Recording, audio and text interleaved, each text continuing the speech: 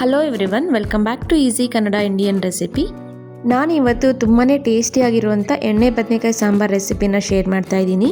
Taste ಅಂತೂ ತುಂಬಾ ಚೆನ್ನಾಗಿರುತ್ತೆ. ಮುದ್ದೆ, ರೈಸ್ ಅಥವಾ ಚಪಾತಿಗೆ ಒಳ್ಳೆ ಕಾಂಬಿನೇಷನ್ ಅಂತ ಹೇಳ್ಬೋದು.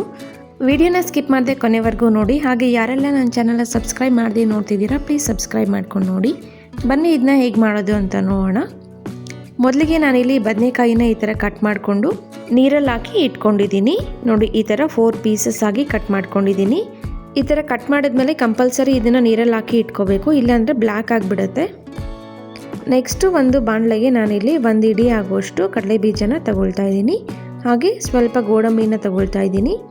ಇದು ಸ್ವಲ್ಪ ಕಲರ್ ಚೇಂಜ್ ಆಗೋವರೆಗೂ ಫ್ರೈ ಮಾಡ್ಕೋಬೇಕಾಗತ್ತೆ. ನೆಕ್ಸ್ಟ್ ಇದಕ್ಕೆ ಒಂದು 2 ಟೇಬಲ್ ಸ್ಪೂನ್ ಆಗುವಷ್ಟು ಎಳ್ಳನ್ನು ತಗೊಂಡಿದ್ದೀನಿ. ಇದು ಕಲರ್ ಚೇಂಜ್ ಆಗೋವರೆಗೂ ಈ ಥರ ಫ್ರೈ ಮಾಡ್ಕೋಬೇಕಾಗತ್ತೆ. ಇದನ್ನು ಒಂದು ಪ್ಲೇಟ್ಗೆ ಎತ್ತಿಟ್ಕೊಂಡಿದ್ದೀನಿ. ಈಗ 1 ಟೇಬಲ್ ಸ್ಪೂನ್ ಆಗೋಷ್ಟು ಜೀರಿಗೆನ ಘಮ ಬರೋವರೆಗೂ ಫ್ರೈ ಮಾಡಿಕೊಂಡು ಈ ಥರ ಕೂಲ್ ಮಾಡ್ಕೋಬೇಕಾಗತ್ತೆ.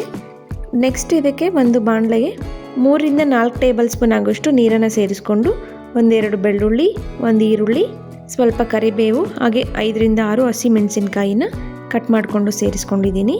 ಹಾಗೆ 1 ಟೊಮೆಟೊನ ಕಟ್ ಮಾಡಿ ಸೇರಿಸ್ಕೊಂಡಿದ್ದೀನಿ. ಸ್ವಲ್ಪ ಫ್ರೈ ಆದಮೇಲೆ 1 ಇಡಿ ಪುದೀನ ಸೊಪ್ಪನ್ನು ಸೇರಿಸ್ಕೊಂಡು ಫ್ರೈ ಮಾಡ್ಕೊಳ್ತಾ ಇದ್ದೀನಿ. ಹಾಗೆ ಸ್ವಲ್ಪ ಜಜ್ಜಿಟ್ಕೊಂಡಂಥ ಶುಂಠಿನೂ ಕೂಡ ಸೇರಿಸ್ಕೊಂಡಿದ್ದೀನಿ. ನಾನಿಲ್ಲಿ ಡ್ರೈ ಇಂಗ್ರೀಡಿಯೆಂಟ್ಸ್ನ ಫಸ್ಟು ಗ್ರೈಂಡ್ ಮಾಡ್ಕೊಳ್ತೀನಿ. ಲೈಕ್ ಜೀರಿಗೆ, ಎಳ್ಳು, ಗೋಡಂಬಿ ಅದನ್ನೆಲ್ಲ ಗ್ರೈಂಡ್ ಮಾಡಿಕೊಂಡು ನೆಕ್ಸ್ಟ್ ಇದಕ್ಕೆ ತೆಂಗಿನ ಚಿಪ್ಪಾಗೋಷ್ಟು ಕೊಬ್ಬರಿನ ಸೇರಿಸಿ ಗ್ರೈಂಡ್ ಮಾಡ್ಕೊಂಡಿದ್ದೀನಿ. ಹಾಗೆ ಇದಕ್ಕೆ 2 ಟೇಬಲ್ ಸ್ಪೂನ್ ಆಗೋಷ್ಟು ಧನಿಯಾ ಪೌಡರನ್ನು ಸೇರಿಸ್ಕೊಂಡು ನೆಕ್ಸ್ಟ್ ಇದಕ್ಕೆ ಅರ್ಧ ಟೇಬಲ್ ಸ್ಪೂನ್ ಆಗೋಷ್ಟು ಗರಂ ಮಸಾಲೆ, ರುಚಿಗೆ ತಕ್ಕಷ್ಟು ಉಪ್ಪು, ಅರ್ಧ ಟೀ ಸ್ಪೂನ್ ಆಗೋಷ್ಟು ಅರಿಶಿನ ಸೇರಿಸ್ಕೊಂಡು ನಾವು ಆಲ್ರೆಡಿ ಫ್ರೈ ಮಾಡಿ ಕೂಲ್ ಮಾಡಿ ಇಟ್ಕೊಂಡಿರೋದನ್ನು ಕೂಡ ಇದಕ್ಕೆ ಸೇರಿಸ್ಕೋಬೇಕಾಗತ್ತೆ. ನೋಡಿ, ಇದಕ್ಕೆ ಕೊನೆಯದಾಗಿ ಕೊತ್ತಂಬರಿ ಸೊಪ್ಪನ್ನು ಸೇರಿಸ್ಕೊಂಡು ಫ್ರೈ ಮಾಡಿ ಇಟ್ಕೊಂಡಿರೋದನ್ನು ಸಹ ಸೇರಿಸ್ಕೊಂಡು ಸ್ವಲ್ಪ ನೀರನ್ನು ಸೇರಿಸ್ಕೊಂಡು ಚೆನ್ನಾಗಿ ಈ ಥರ ಗ್ರೈಂಡ್ ಮಾಡ್ಕೊಂಡಿದ್ದೀನಿ. ಆದಷ್ಟು ಇದನ್ನು ಗಟ್ಟಿಯಾಗಿ ಗ್ರೈಂಡ್ ಮಾಡ್ಕೊಳ್ಳಿ. ಈಗ ನಾವು ಆಲ್ರೆಡಿ ಕಟ್ ಮಾಡಿ ಇಟ್ಕೊಂಡಂಥ ಬದನೆಕಾಯಿಗೆ ಈ ಥರ ಮಸಾಲೆನ ಫಿಲ್ ಮಾಡಿಕೊಂಡು ಒಂದು ಬಾಣಲೆಗೆ 4ರಿಂದ 5 ಟೇಬಲ್ ಸ್ಪೂನ್ ಆಗೋಷ್ಟು ಎಣ್ಣೆನ ಸೇರಿಸ್ಕೊಂಡು ಇದಕ್ಕೆ 1/4 ಟೀ ಸ್ಪೂನ್ ಆಗೋಷ್ಟು ಜೀರಿಗೆ ಹಾಗೆ ಸ್ವಲ್ಪ ಕರಿಬೇವನ್ನು ಸೇರಿಸ್ಕೊಂಡು ಎಲ್ಲ ಬದನೆಕಾಯಿನೂ ಈ ಥರ ಮಸಾಲೆಯಲ್ಲಿ ಡಿಪ್ ಮಾಡಿ ಎಣ್ಣೆಗೆ ಬಿಡಬೇಕಾಗುತ್ತೆ. ಈಗ ಲಿಡನ್ನು ಕ್ಲೋಸ್ ಮಾಡಿಕೊಂಡು ಮೀಡಿಯಮ್ ಫ್ಲೇಮಲ್ಲಿ ಈ ಥರ ಕುಕ್ ಮಾಡ್ಕೋಬೇಕಾಗತ್ತೆ. ಇದೆಲ್ಲ ಕಲರ್ ಚೇಂಜ್ ಆಗೋವರೆಗೂ ಕುಕ್ ಮಾಡ್ಕೋಬೇಕಾಗತ್ತೆ. ಮಧ್ಯದಲ್ಲಿ ಸ್ವಲ್ಪ ಮಿಕ್ಸ್ ಮಾಡ್ಕೋತಿರ್ಬೇಕಾಗುತ್ತೆ, ಬಿಕಾಸ್ ತಳ ಹಿಡಿಯೋ ಚಾನ್ಸಸ್ ಇರುತ್ತೆ. ಸೊ ನೋಡಿಕೊಂಡು ಮಿಕ್ಸ್ ಮಾಡ್ಕೋಬೇಕಾಗತ್ತೆ.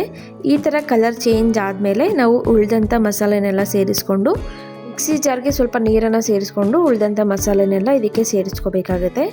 ಈಗ ಇದನ್ನು ಚೆನ್ನಾಗಿ ಮಿಕ್ಸ್ ಮಾಡ್ಕೋಬೇಕಾಗತ್ತೆ. ಈಗ ರುಚಿಗೆ ತಕ್ಕಷ್ಟು ಉಪ್ಪನ್ನು ಸೇರಿಸ್ಕೋಬೋದು.